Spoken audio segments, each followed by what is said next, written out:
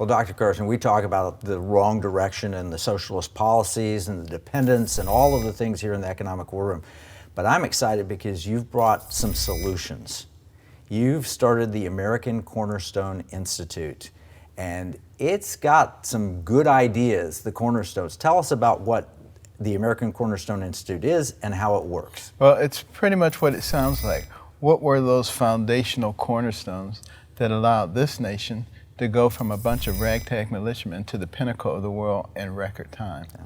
And first on the list of those cornerstones was our faith.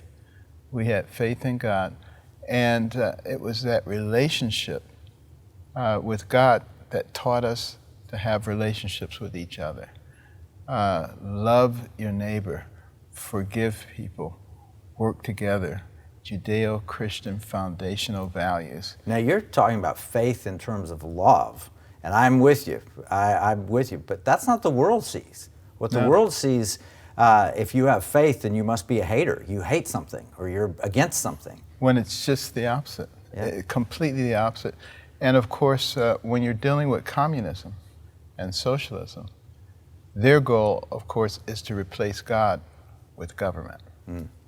So that is a key foundational pillar. And then liberty. You know, why did people come to America in the first place? Because they wanted to be free. They wanted to be able to live their life the way they want it without somebody with their foot on their neck telling them everything they could and could not do. Sort of like what we're experiencing with COVID-19 pandemic, but on an even broader scale.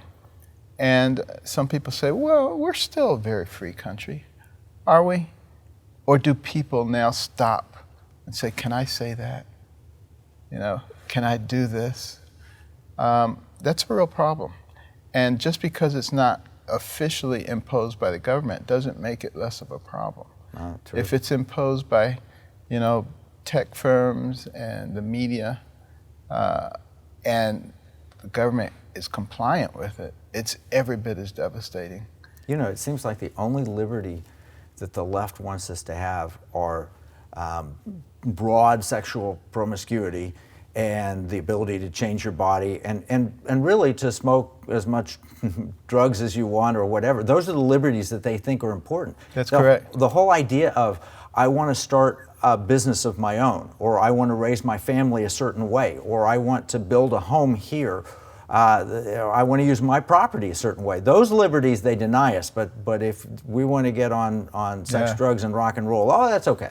Well, it's very interesting because if you go back and you read some of the writings of, you know, Karl Marx and Lenin and Henry Hay back in the 30s and before that, and they talk about conquering America.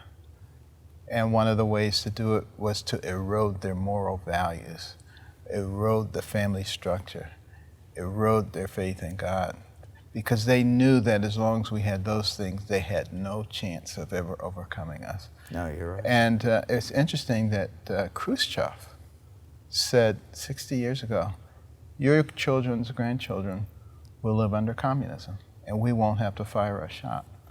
And what did he know? He knew that all you had to do is gain control of the educational system so you could indoctrinate the kids, gain control of the media so you could spoon feed the population, give them what you want to hear, completely exclude what you didn't want them to hear, to replace God with government, and to create such enormous national debt that you could justify massive taxation and redistribute the wealth and take control.